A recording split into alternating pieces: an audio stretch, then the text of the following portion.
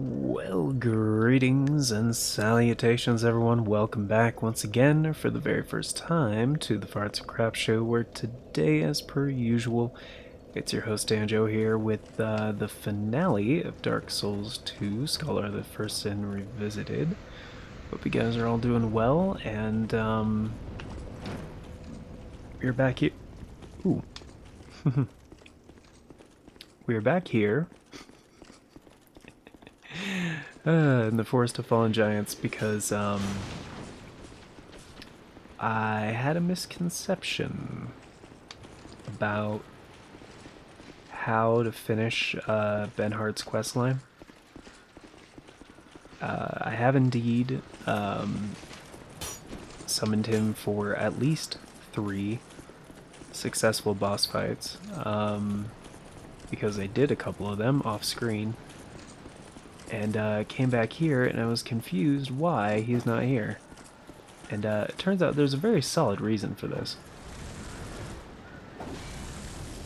Yeah, you guys better back up. Back up, back up. So what you want to do now?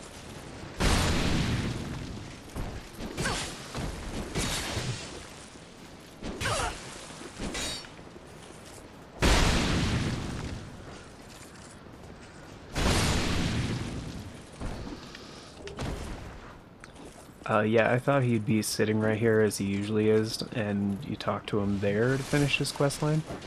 Not true. Not true at all. It's shigga digga digga digga digga. It's actually within the memory. So I probably did a couple extra boss fights that were not actually required for his questline slash achievement, because I thought, you know, why the hell would it be in the memory when you this is in the past and he wouldn't have any recollection of things that happen in the regular whatever. We have outwitted death a good many times. Oh, my dear friend, take these. Uh-huh. He gives you all of it. The helmet, the armor, the gauntlets, the boot, his shield, and his sword. My homeland is in the Fari. Yeah, you've told me about that. I think I can just use the aged feather, but yeah, it doesn't make any fucking sense at all. It's like, what? Why? Why in a memory? It's like, so the memories are not in the distant past, or he also has an ashen mist heart? Is that what I'm supposed to assume here? Anyway, so we have his helmet. We have I don't know where all of his things are going to be. There we go. His armor, his gauntlets, and his boots, and his parma, aka his shield, as well as his imitation moonlight greatsword. So, little comparison here. This is the Blue Moon greatsword, which, yep, that's the Blue Moon greatsword, and that's the Moonlight greatsword. A little bit different, a little bit shorter actually, definitely wider, but pretty similar looking actually. Aside from those differences, blade of this greatsword shines like the brilliant rays of the moon.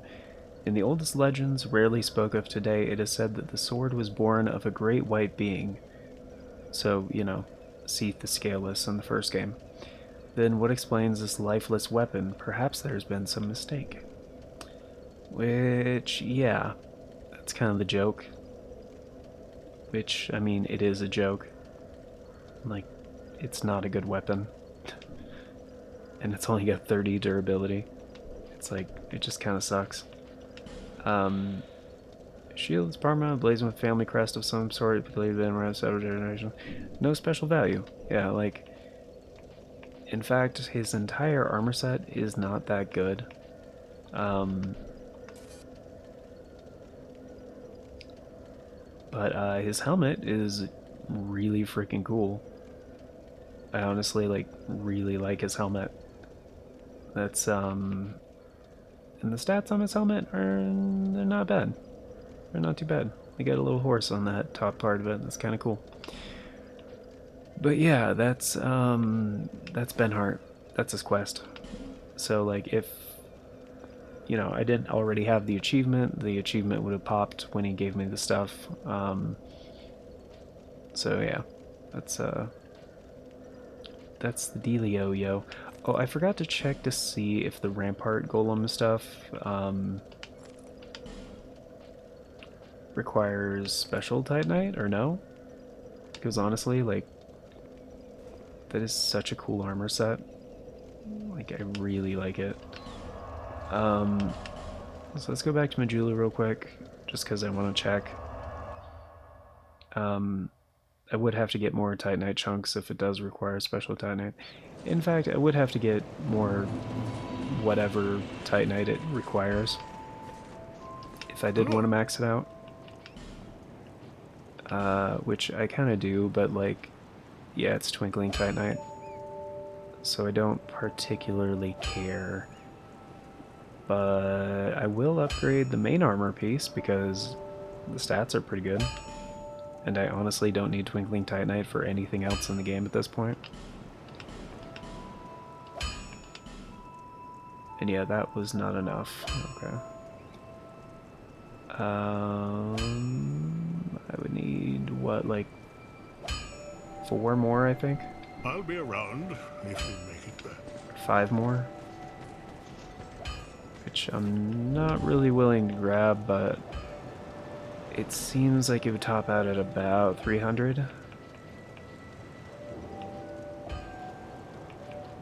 Of course, we have the King's Armor, which is Vendrix, and like, I am a sucker for a good cape. And style-wise, like, yeah, this is some good-looking armor. Stats-wise, no. Again, it's not that great. It's not that special. Um, where is...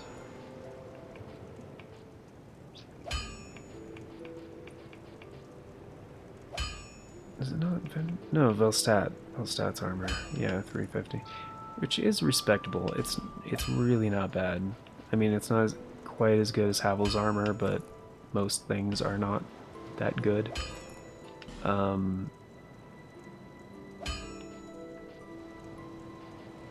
Yes, there we go.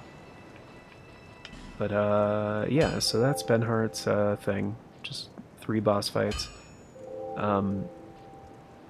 Personally, at first I thought I didn't have enough fights where Ben Hart lived. So what I did in between episodes, which I didn't have to do, because I was looking in the wrong spot, was I went back to the Prowling Magus boss fight and did that 3 times, actually. So if you want to respawn that boss, it's at the Brightstone Cove area, and the Royal Army campsite is the one you would want to burn bonfire ascetics at if you want to respawn, and just redo that one with Ben Hart like a couple times. Because honestly, like, he helps with a lot of pretty tough bosses, and he dies pretty easily during a lot of those fights. So yeah, it doesn't really... It's almost better just to revive a boss that's easy for him to not die in. And yeah, Prowling Magus is probably the best one for that.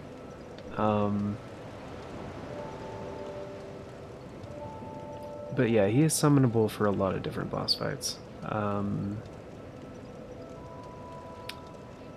But yeah, that's basically it. There's really nothing else in the game I wanted to like showcase or like do before like the end. Um kind of already done everything, and the things that I didn't do like are kind of a pain in the ass and not very fun, honestly. And most of them are just optional shits in the DLC, like grinding at the Grand Cathedral for Lois souls, um, going out of the expulsion chamber to the snowfield, going through the Iron Passage. Um, Honestly, I don't mind Sir Alon. It's it's a cool boss fight. I do like that one. Getting there is kind of like an unnecessary trudge, but it's fine, I guess.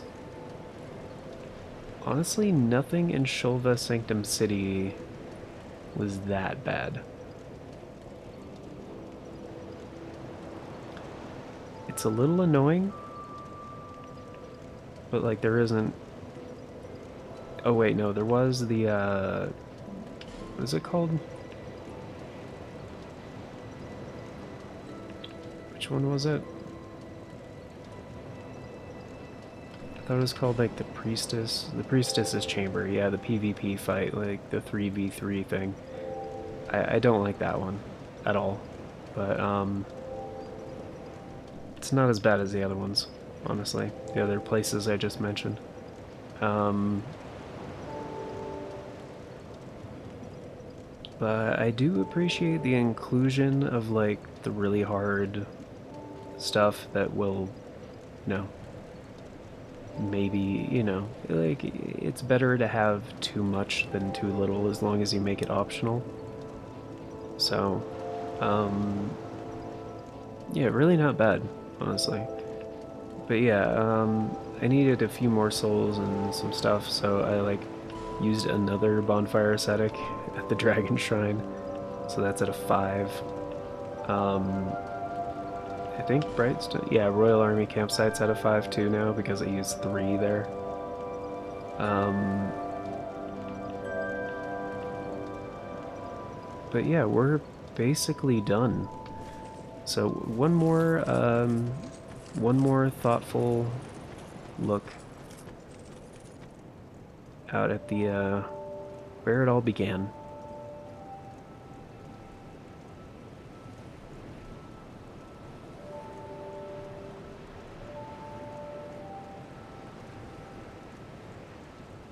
Yep, beautiful.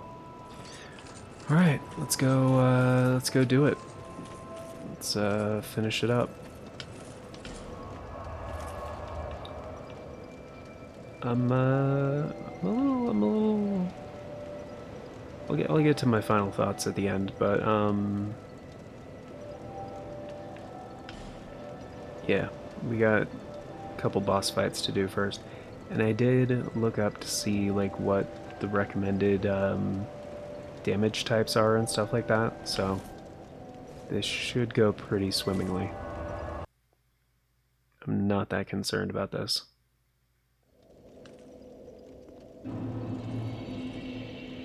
But yeah, as it turns out, on Nishandra, fire works out just fine. So, and I do have the King's Ring equipped, yep, and everything else, and we're at 61%? Why? Oh, because the 69.8. Oh, but the Crypt Black Sword, which I won't be using, actually. Um, I did change the infusion.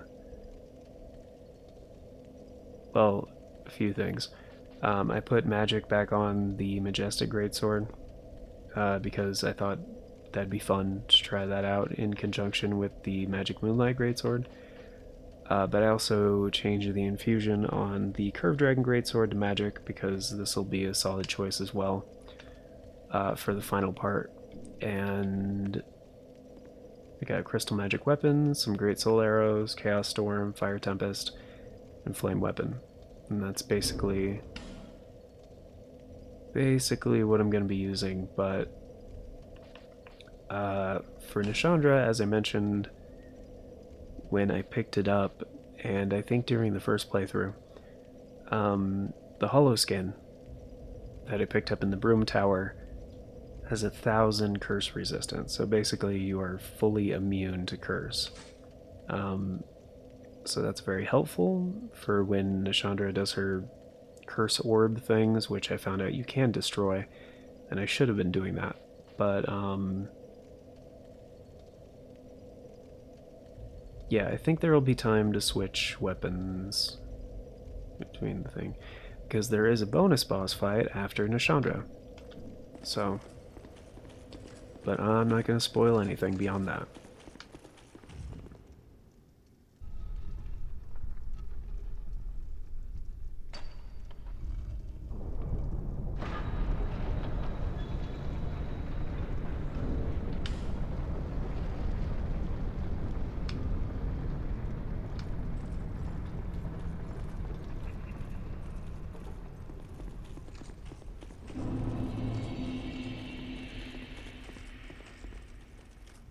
And and yeah, Benhart is summonable for this last part, but it actually these fights don't count towards his quest line. So if you're hoping that this would be your third, then and no, it doesn't work like that. Um, I also read that apparently Gower's Ring of Protection um, almost completely negates its 10. That's so heavy. Anyway, it almost completely negates damage taken from behind. I did not know about that, but what the fuck? Um, Somebody's holding on to my back. It's kinda strange. That's very strange. Ring of the Assassin Goer, kill half a dozen kings and several distinguished clergymen. It kind of moves too. I'm not happy with that. Reduces damage for an assassin whose own life is always at stake. The greatest liability is when it's exposed back. Yeah, I'm not comfortable with this. Yeah, we're not going to do that. Because this is still Fashion Souls. So, Dark Quartz Ring, thank you. Go away, Goer. Gower. Goor.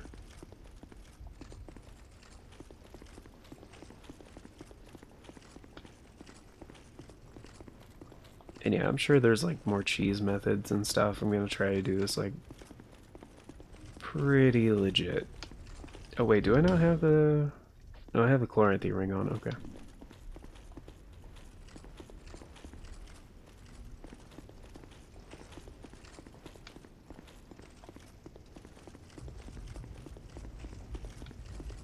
But yeah, for this part I'm not really gonna be talking, and the boss music is really dope, so I'm just gonna be completely silent during this fight. So you guys can enjoy like the aesthetic and everything.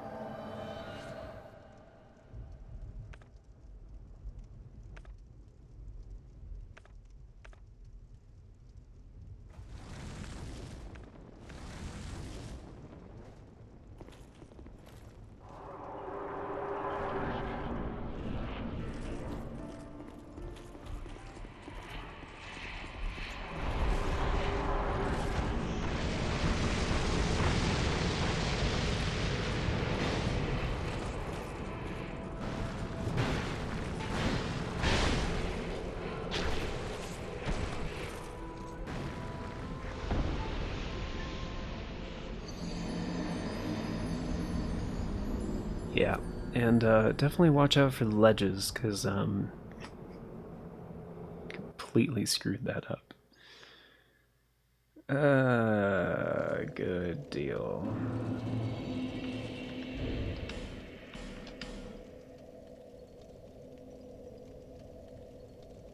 I am gonna have to use like human effigies in order to restore my humanity, but I could wear one of the crowns, since the crowns are fully powered up. They prevent hollowing now. Any of the crowns, the king's one from Vendrick, or any of the 3 from the DLC.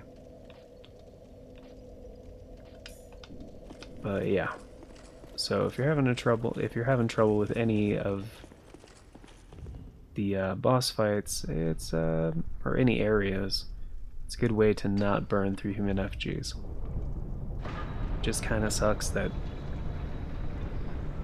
basically you can't get that until the end of the game, but it does make New Game Plus easier, I guess. New Game Plus cycles, I suppose. I don't know. But I don't know if that effect carries over. Like, you can keep the crowns, I'm pretty sure, but I don't know if the hollowing negation carries over into New Game Plus. If it does, that would make sense, but if it doesn't, then it's just a confusing, baffling design choice.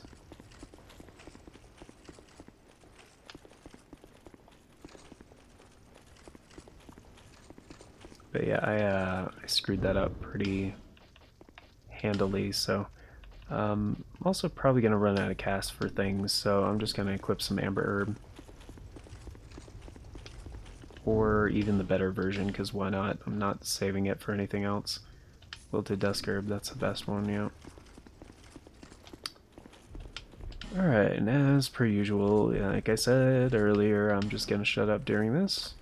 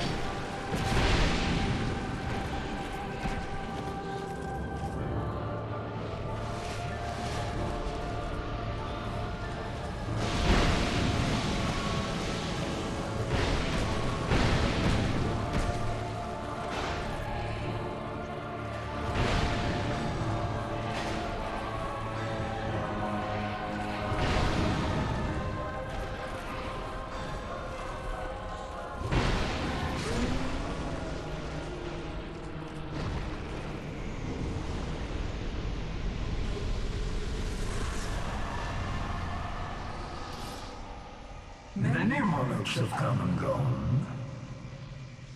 One drowned in poison, another succumbed to flame. Still another slumbers in the realm of ice. Not one of them stood here, as you do now.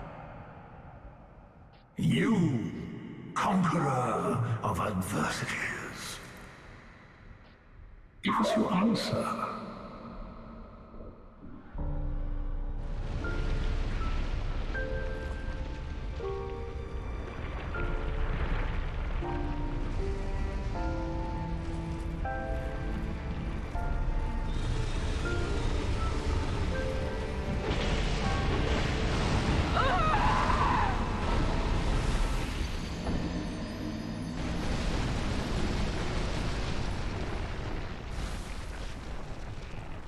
Yeah.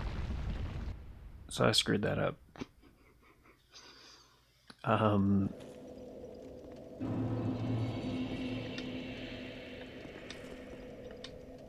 But yeah, it's all the finally get to fight Aldia. Which, in my opinion, is pretty sick.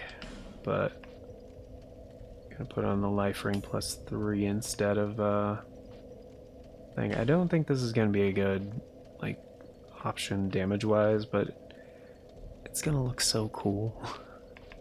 Like, and I am a sucker for things looking cool, abso-freaking-lutely.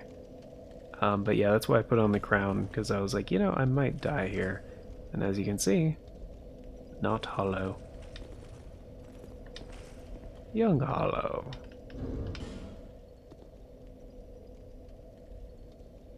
Alright. And actually, I don't think I'm gonna need the dust guard. We'll just take that off.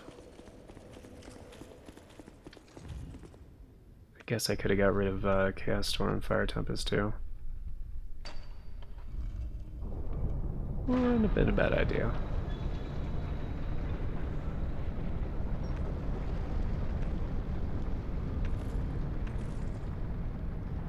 I mean, I'm not really planning to use magic for this, but it is useful to have a ranged attack for this. So as you can tell, if you get close while he's like got the flame protection thing going on, it and actually flash sweat would also be helpful here. Yeah, you take a lot of damage. So I was just gonna basically just hit him for free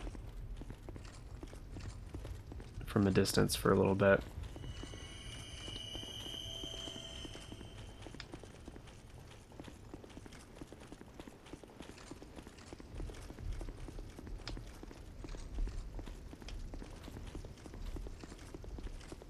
And the summons are different this time. There's Vengarl, Bradley, and Benhart.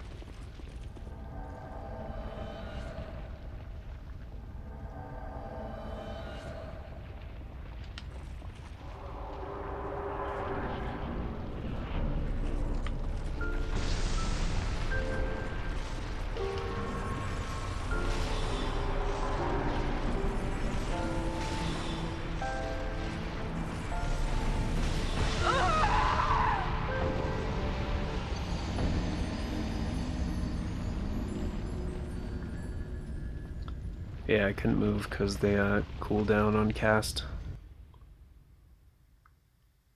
I didn't think it'd one-shot me though, to be perfectly honest. But yeah, let's go ahead and change that right now. I'm gonna go ahead and use...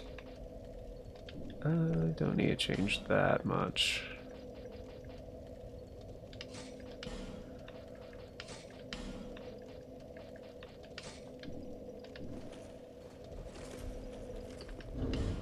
I didn't take off the King's Ring either, which I was gonna trade it out for the,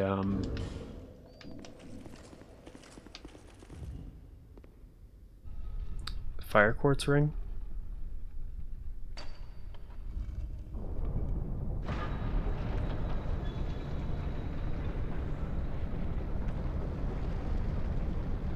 Of course, I can't use Crystal Magic Weapon on the Moonlight Greatsword, but if I end up switching to the Curved Dragon Greatsword, which I'm probably going to, I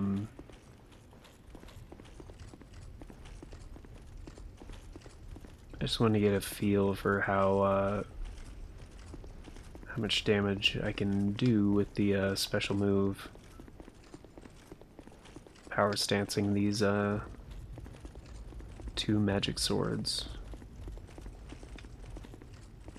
of Eldritch Beauty.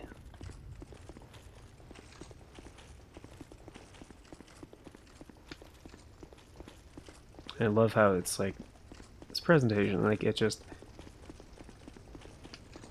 you know, before like, you know, you even get here, like, yeah, this is like the final boss, isn't it? You know, it just feels that way.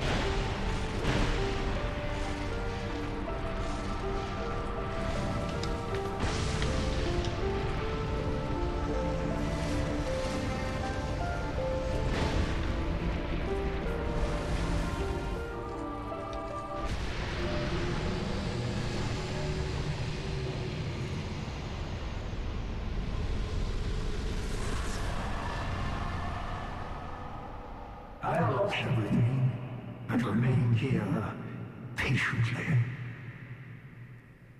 The throne will certainly receive you. But the question remains. What do you want? Tell me. Light, dark, or something else entirely?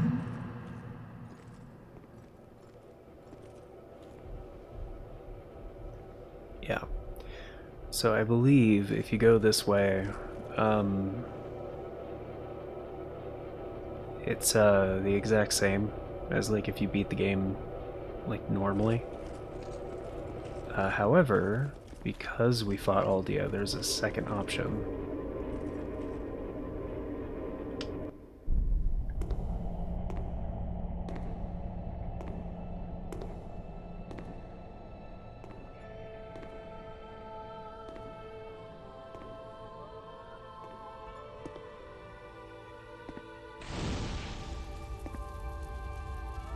There is no path.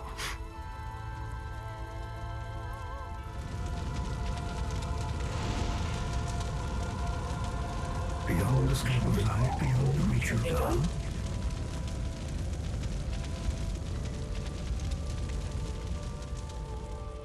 What could possibly await us?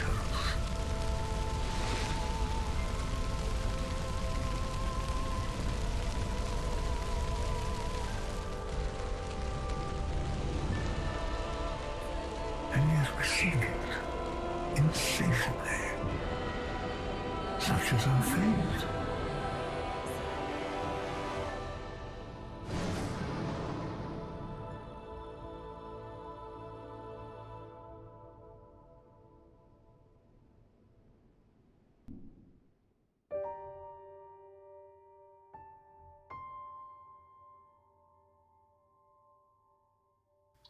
And that's it. That is it. It's Kojima. Yuzo Kojima. Different Kojima. I believe he worked on Armored Core as well, actually. Which is probably why I like this game so much. It's 'cause it shares some DNA with Armored Core. But yeah, it's a fantastic game. I love it. And I'm a little sad to see it go, honestly. It's might partially be because the music, which, by the way,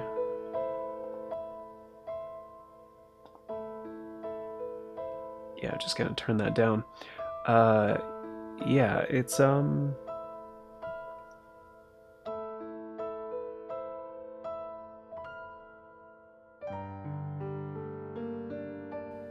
mean, the music is wonderful. I love it. It's so good.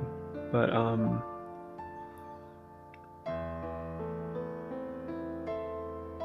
still need to turn it down a tiny bit. All right. Gonna turn it down even further. All right. So yeah.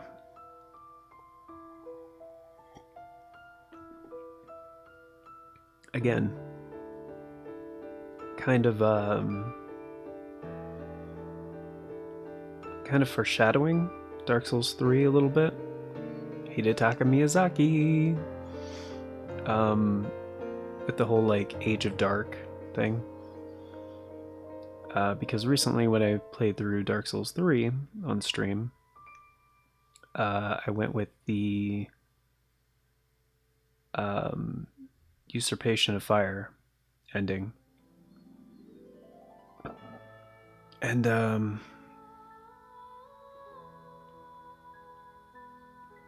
it's kind of a shame you only hear these tracks at the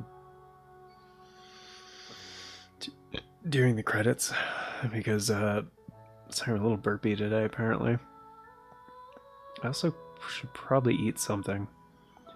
Cause yeah, the music in the credits, like, it's so freaking good. But I mean, I think I also have a video that's like just the Dark Souls 2 credits. Like just like the music and stuff. So but yeah, I let him play the first time too on this playthrough, so if you guys just want the credit sequence, just like the music and me not talking over them, just you know, watch that video. But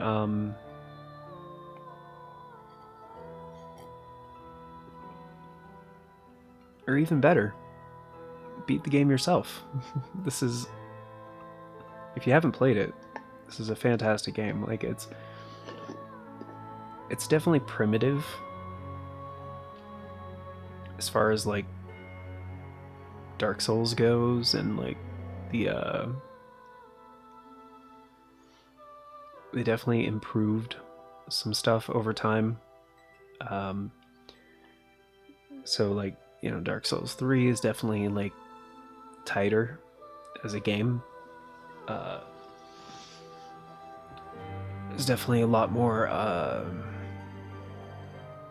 things to do, just gameplay in general. In my opinion, it got even better in Sekiro. And then like Elden Ring is just like incredible. Like so freaking good. Um,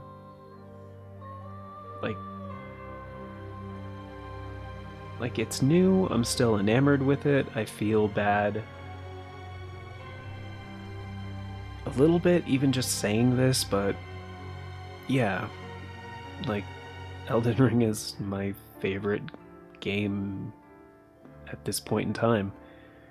It's that good. Um it's just like, and like they From Software has talked about how like it's been such a success that like they are expanding upon the world of Elden Ring. Like, and I'm assuming, like I know this is like transforming into a talk about Elden Ring, so I'll keep it quick. I'm assuming what they mean is like there will be DLC and there will be a sequel. Like, hopefully, maybe even it turns into a trilogy of games like Dark Souls is, but um but this time the first game is like incredible. So that's great. That's really great. Because I can tell you, I don't really enjoy going back to Dark Souls 1 in the same way that I don't really enjoy going back to Armored Core 1. It was definitely like a different time. Um, and like FromSoft is always like this. They've always been like this, where at the beginning it's kind of rough, but like the bones are there. But by the end of it, it's like mind-bogglingly good. Like Armored Core Nexus and Armored Core Last Raven are still like some of my favorite games ever. Like, and I feel comfortable saying that because those games are like 15 to 20 years old at this point. Like, I think Nexus came out in 2005 or 2004. Something like that. I think so. Um, yeah, everybody's so good in this. Amy Nolan, uh, Falcon, Andy Gathergood, whatever. The guy that plays Vendrick, just the whole cast is done so well. Where is he? It's going kind of fast. I'm trying to read all these names. Luca Teal, Sarah Beckmather, excellent, so good. I must have missed it. It was probably earlier, but yeah, the voice cast is so well done. They really bring the characters to life.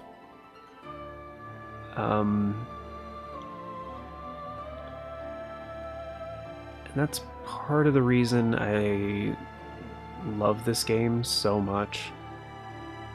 Is that, like, I like the characters, you know? Like, it's it's an action RPG, still with RPG, very much in the forefront. The storytelling, the world building, the characters that help fill out all the details from the minimalist storytelling. It's great. It's so good. Um, and even though like this is kind of the black sheep of the Dark Souls family,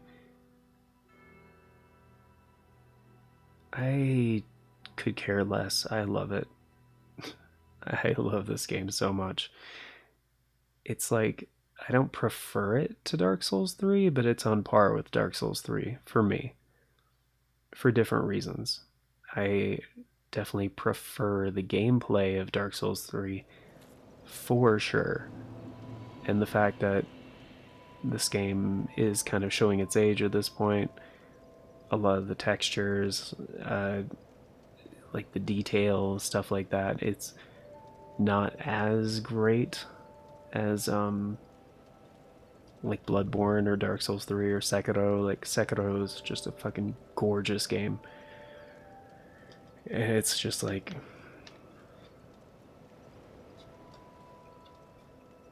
from everything that's FromSoft has made in the past like 20 years, Sekiro is right up there as like my favorite game. It's like I said, it's a little too early for me to say like, oh, Elden Ring is my favorite because it's still new. I'm still enamored with it. At this point, as far as my opinion goes, yeah, 100%. Like, there is so much to do, so much to see, so much to experience. And even with how dissected the game is, like, there are still people finding new things about the game. Like, I tried to be very thorough in my playthrough. When the game first came out, I was just trying to, like, go everywhere, do everything, like, experience all of it. Um, and that's another perfect example, actually. Look, as I'm looking at this right now, of this game showing its age. The shadow cast from the sword on my shoulder, that just looks like total ass. What the hell? Yeah, that's even worse. Yeah. It's even worse in the base game. Like, so much of the lighting and stuff is just. I played this on the PlayStation 3 initially and loved it. Like, and it is not worth going back and playing it on that hardware. Let me tell you. But especially when we have this version for like PS4 and Xbox One, it's like it runs at 60 FPS. It's good. Like all the things that needed to be fixed or updated were. And like it's actually, you know, kind of more interesting. And there are things this game does that I think is better than the other two Dark Souls games, like the respawn limit, the fact that New Game Plus is actually different with like actually more enemies in certain areas, um, like different loot from certain like chests and like uh, in New Game Plus how like certain bosses will have like an additional boss soul and lots of stuff. Like this game does New Game Plus better than the other two. It does. Um, and yeah, that's one thing I think is lacking in Elden Ring for sure. Like, but yeah, as I was saying about Elden Ring, like there being so much. There is so much in Elden Ring, it's like almost impossible to like memorize all of the things in the game.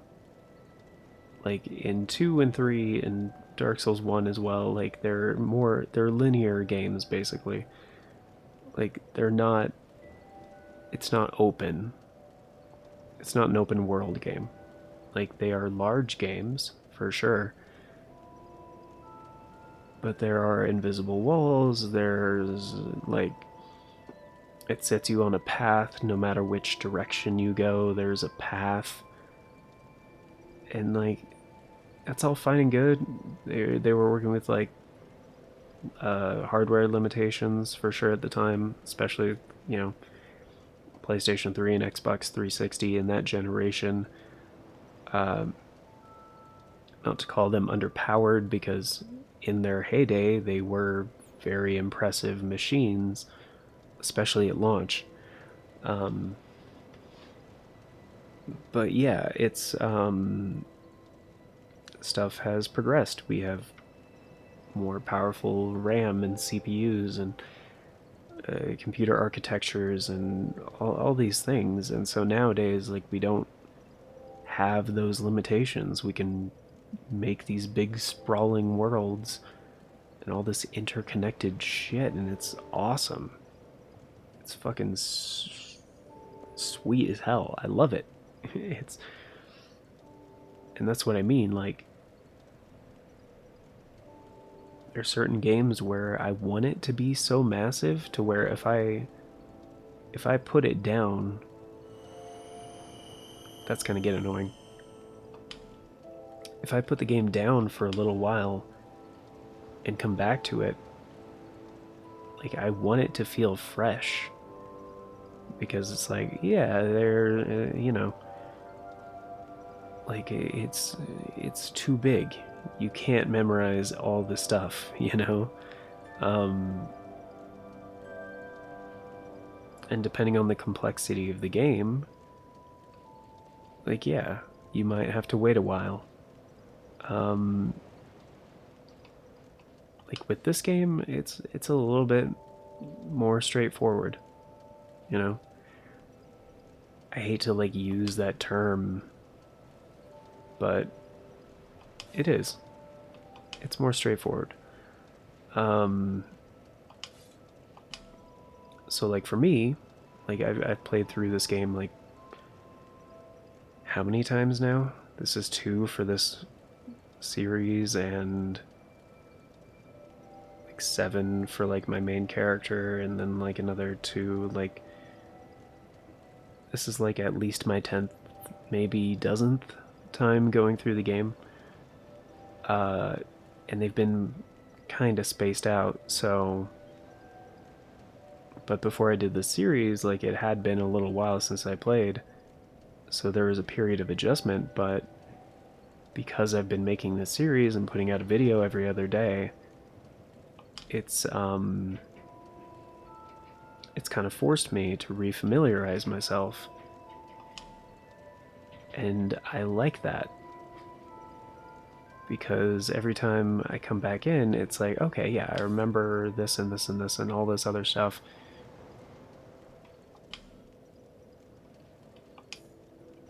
And that's when these games are the most enjoyable, you know? It's not like it's getting familiar with it once again from like zero familiarity.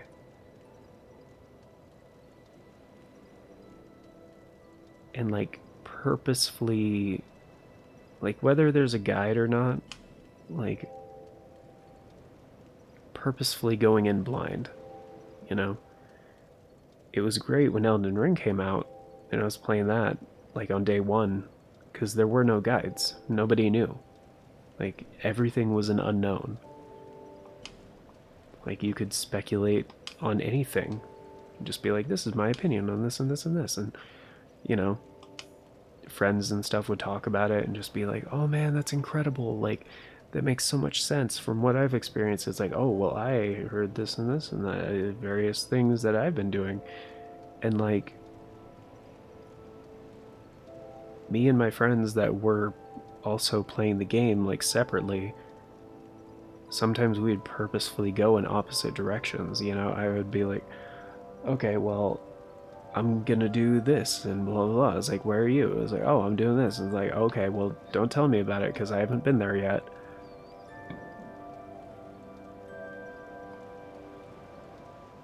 And it was great. It was wonderful. I personally made it a bit of a mission for like personal uh, to get further in the game than my friends, so like I could, you know, watch them play and be like, oh hey, this is what I learned about this and this and this and stuff. And I helped a bunch of different people, like because I was like progressed so far, and like when I picked it up, I was hooked. I like could not put it down.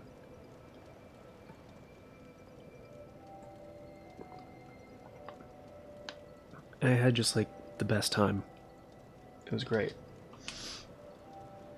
Um and yeah, this is yeah, revisiting this game definitely, it definitely taught me a lot. It taught me a lot, a lot, a lot. Because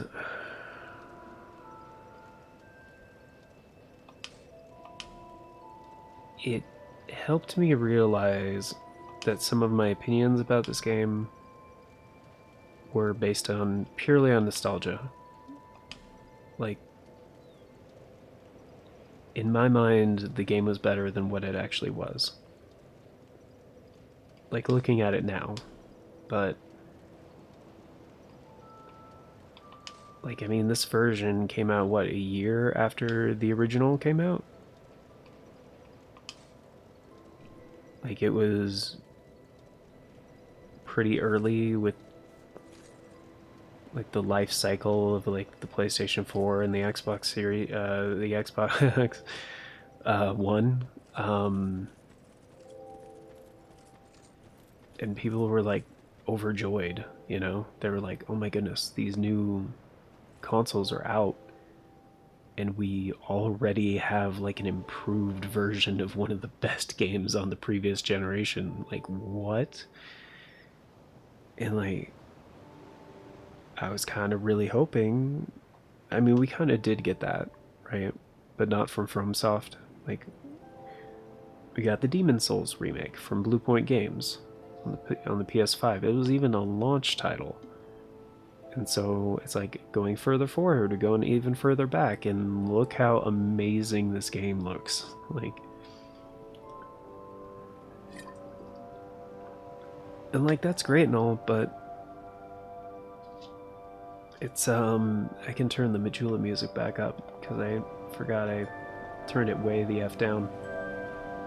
Um but it's still Demon Souls. Like it's a very primitive game in comparison to,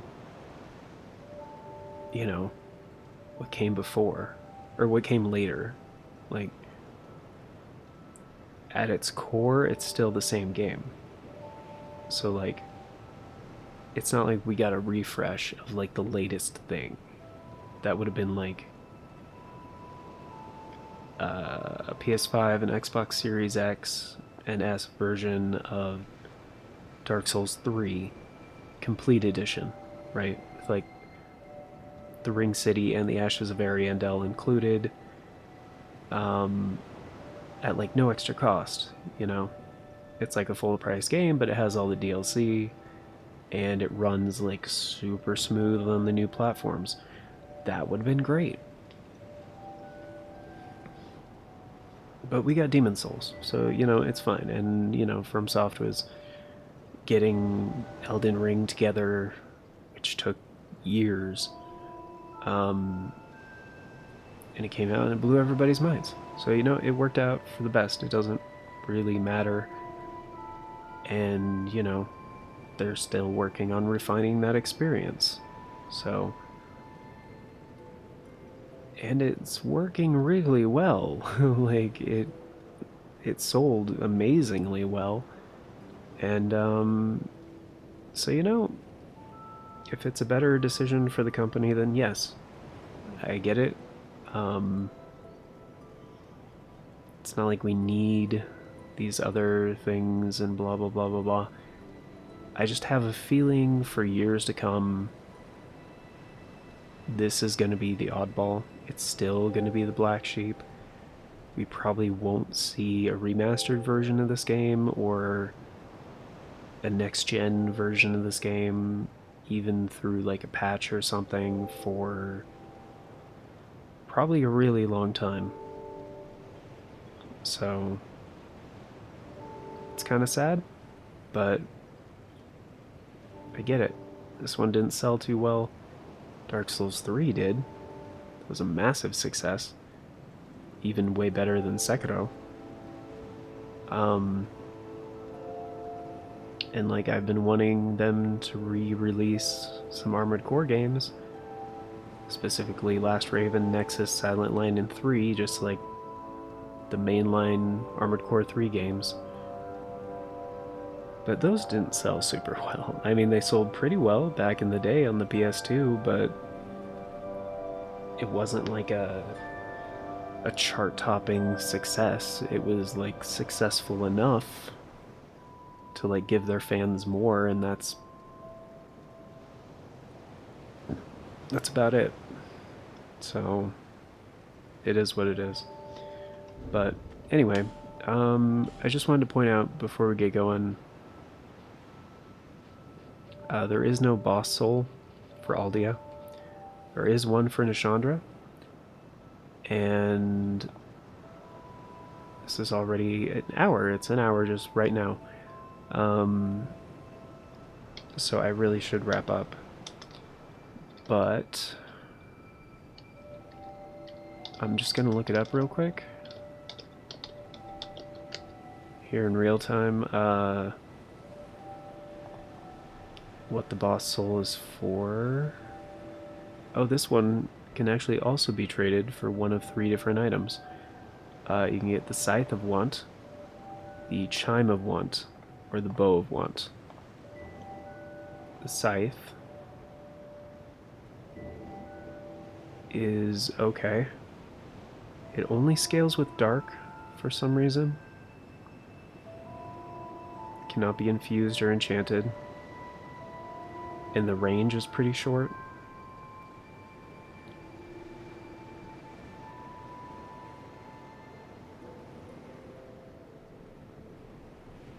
Yeah, it sucks. It kind of really sucks. Okay, so the Scythe is garbage. The Chime you would think would be pretty cool, because like the Queen of Dark has A scaling on lightning, S scaling on dark, pretty good stats. It's kind of slow.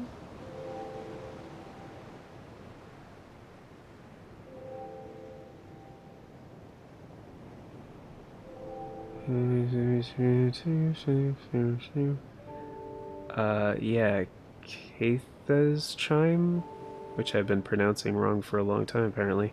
I've been saying Kathia's Chime, but it's Kaitha? Kaitha's Chime, unless that's a typo? The one that's specifically for, yeah, this one. The one specifically for like dark. It's only for hexes, but anyway.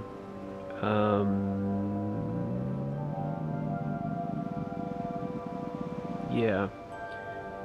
And the Chime of Want is a slightly more powerful, but Katha's Chime is faster at casting. And it's like very, very close to the same damage output.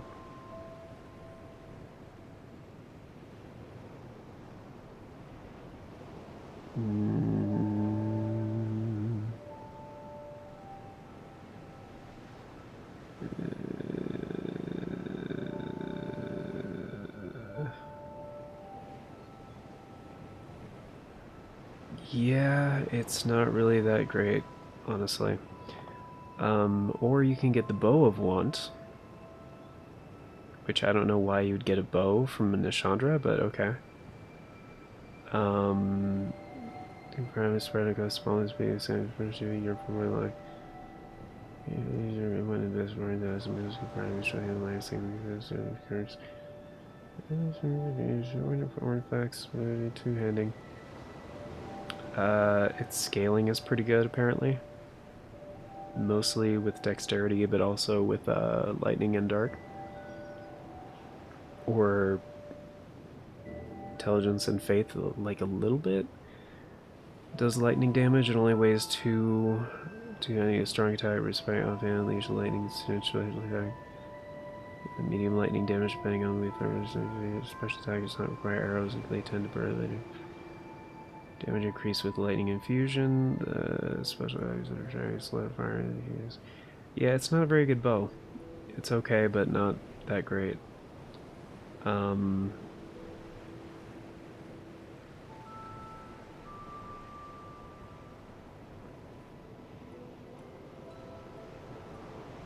and it shoots pretty slowly.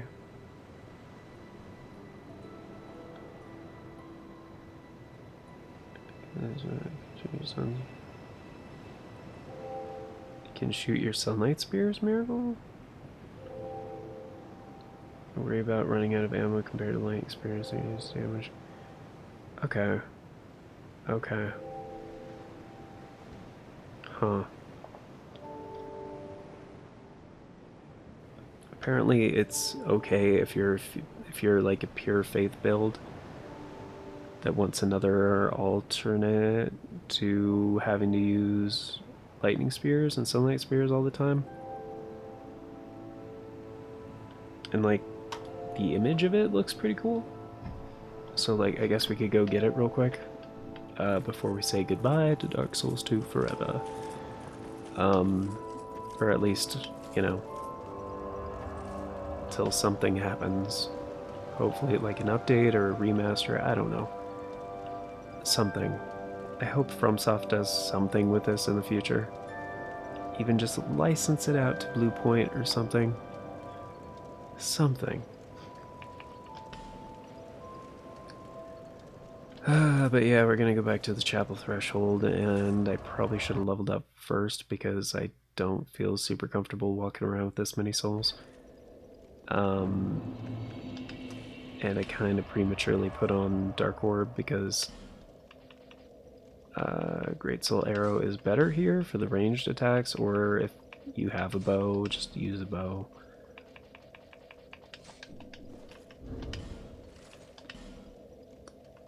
And Magic Staff of Mana.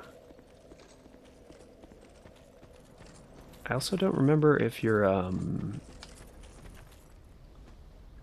soul vessels carry over. New Game Plus. I think they do, but I'm not sure. I mean, it sounds right. It sounds like they would. Oh, that one I apparently killed 10 times. Alright. Some of these enemies I did kill 10 times. Some of them I did not 10. Whatever the respawn limit is, it's not 10.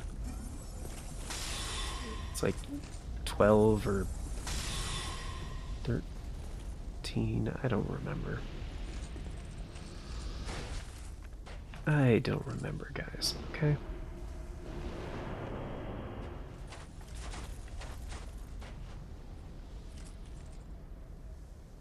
Apparently I did kill them enough times.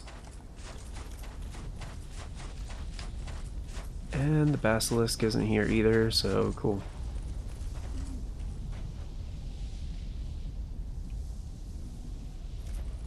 Alright, good stuff. I mean, I guess it would also make sense just to, like, go to Ornifex back and forth until you hit the respawn limit, killing all the enemies, but... yeah, so here's the bow. Here to send a peg. Do you eat that? No. Come back again if you find. Yep.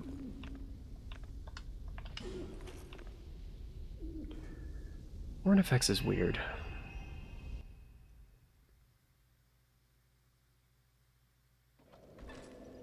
But, yeah, let's go back to Majula real quick, level up one more time, and then check out the bow, and then we'll get going. But yeah, I very much enjoyed making this series for you guys, so thank you all so much for being here. Bearer of the curse, I will until hope has. And it doesn't really matter, I'll just take a strength point, I guess. And then I might actually have enough to do that one more time. Not right now. Okay, never mind. Yeah, so the bow.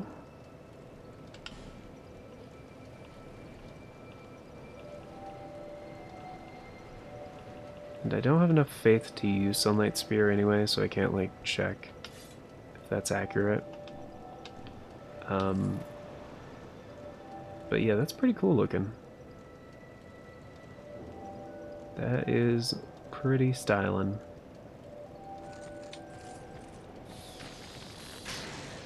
Oh, that's cool. And that doesn't require any arrows?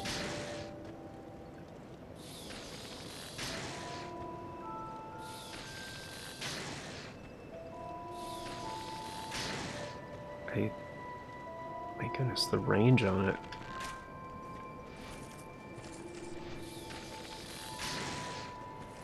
Oh my god. Dude. Oh, I broke it. Well, apparently it does wear down the durability pretty fast. The durability of 70. So I should definitely fix it. I'll be around if you make it. Yep. But yeah, that's not bad. That's pretty cool. Yeah, and the bonuses. It's not showing its scales with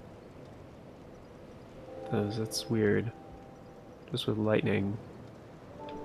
So I think it's because of the lightning bonus. Or the dexterity, probably.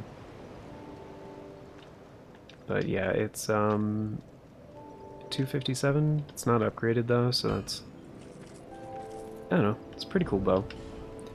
I like it.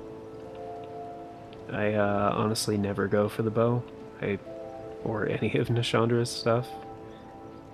But yeah, it's pretty sick. So, and for the sake of curiosity, actually, because they are right at the beginning, we have 7 soul vessels right now.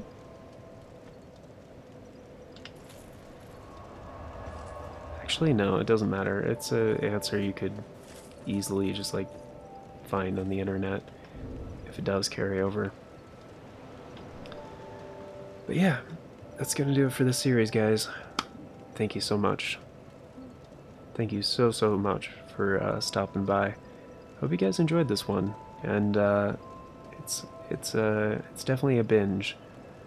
If I have very few series on this channel that are longer than this one, but yeah, not sure exactly what the next game will be that will fill this slot, but you guys might be pleasantly surprised, because I do have one that I'm thinking about doing. And like, I do playthroughs sometimes where I just have one that I'm working on.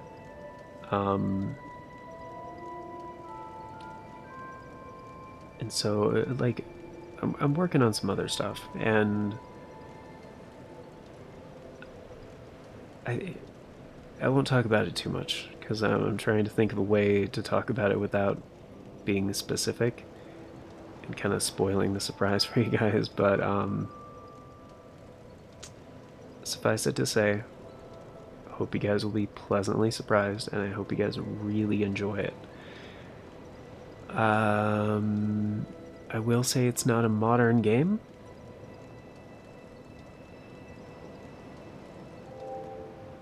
And that's about it. Again, I can't think of a way to like be coy and talk about it without like talking about it, but without being like, I don't know. I don't know.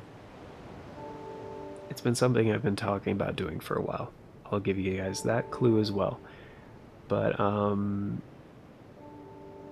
yeah, it's gonna do it for this video and this playthrough. So thank you all for being here. Greatly appreciate it.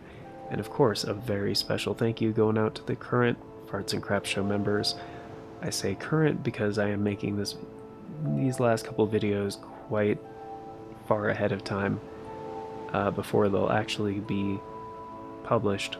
But yeah, right now it's just Novalis Draconis, which thank you so much for checking out the join button down below, choosing to support the show a bit more directly.